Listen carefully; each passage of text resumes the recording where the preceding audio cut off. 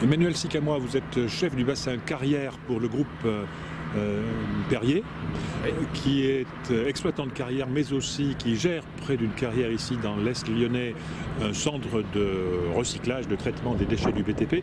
Expliquez les étapes du traitement des déchets qui parviennent ici et les produits qui sont à la sortie de cette chaîne de traitement. Très bien.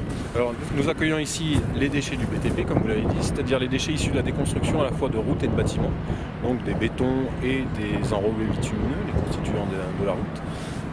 On a d'abord une première étape qui constitue au pesage des camions, en charge puis à vide, et par différence on connaît la quantité qui est rentrée sur le site.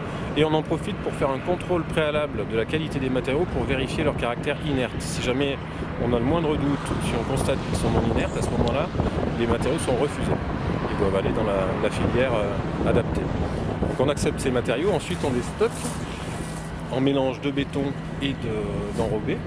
On reprend ces matériaux pour les faire passer dans notre installation de traitement. Là, on a une suite d'opérations de concassage, criblage et de tri manuel pour enlever les quelques morceaux de bois ou d'aluminium, de plastique qu'il peut y avoir en quantité infime dans les mélanges.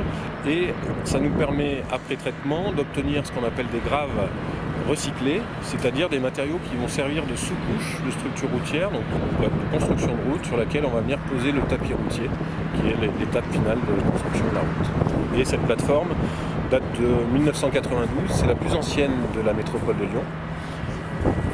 Et c'est également la plus importante en taille, en volume, de l'ensemble de la région Auvergne-Rhône-Alpes. Et vous traitez chaque année près de 300 000 tonnes. Environ 250 000 tonnes. 250 000 tonnes, d'accord.